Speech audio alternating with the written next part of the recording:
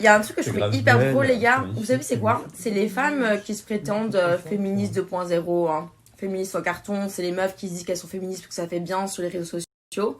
Mais qui sont les premières à clasher sur le physique d'une femme. Alors ça, vraiment, il faut arrêter. Il faut arrêter. Il faut arrêter d'ouvrir sa grande bouche sur des sujets qui ne les concernent pas. Hein. En l'occurrence, je parle de Mila parce que oui, hein, moi, je pointe du doigt. Mila qui ouvre sa gueule sur les épreuves. Meuf, t'étais la plus nulle dans l'épreuve, dans l'équipe du reste du monde. Tout le monde le disait, t'étais naze, ma sœur. Même Mélanie le disait, t'étais nulle. Tu veux que je te rappelle l'épreuve de la poutre avec les grosses boules? T'avais peur des boules que de ton ombre. Donc arrête. Tu parles de ça? Soit. Tu parles maintenant de ma pote qui est vilaine. Mais t'es qui pour parler du physique? T'es refaite de A à Z. Donc arrête. C'est quoi? Et après, ça va faire des grands discours. Ouais, moi, je suis une femme féministe. Hein. Mais une vraie féministe, elle ne parle jamais sur le physique d'une femme. Donc, si tu t'es fait...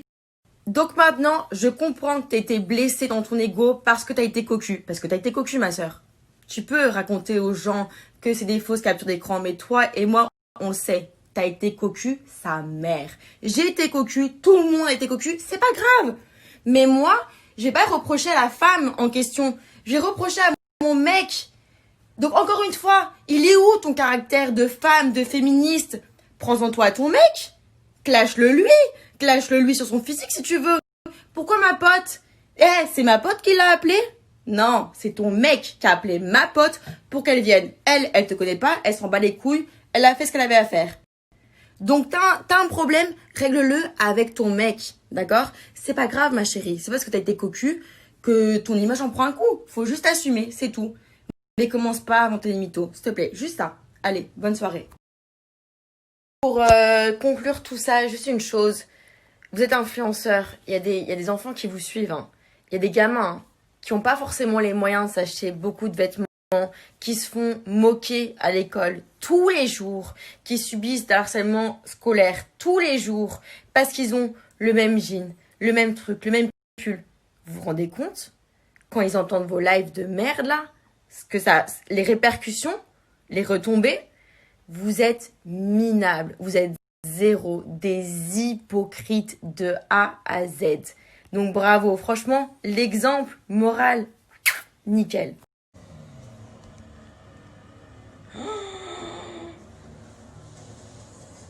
Toi et ton short, vous vous cassez bientôt.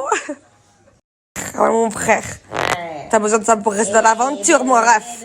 Et ouais, en même temps, tu pourras lui acheter un deuxième short ou pas, mon frère?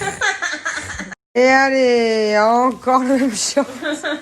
C'est pas possible, non, ça. Tu peux mettre un short une fois. Mais pas 15.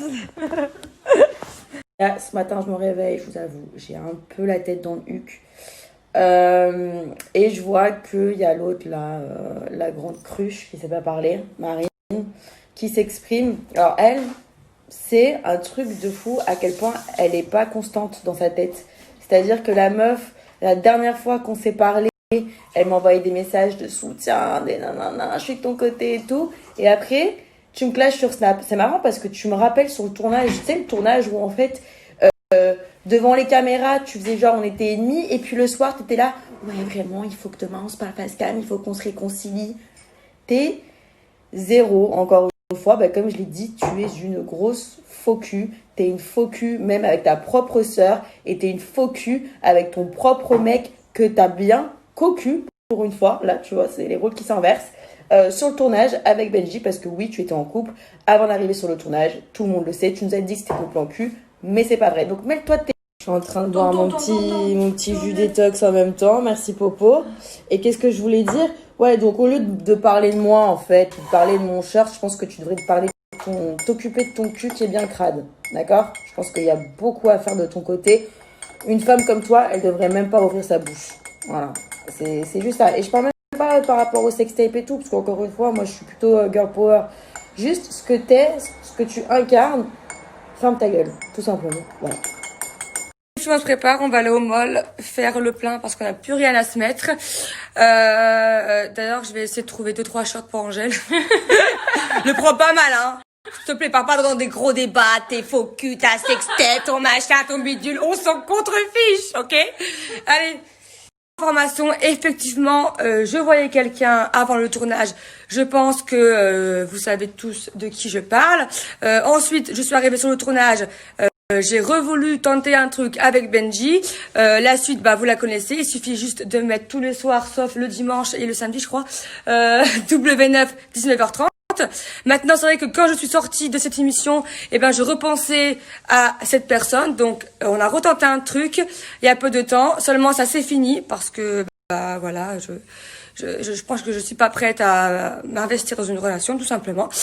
Mais je pense que ça ne regarde que moi. Mais vu que la l'ivrogne là qui s'exprime, en plus avec la gueule de bois, veut raconter ma life, bah voilà, comme ça, vous connaissez ma vraie vie.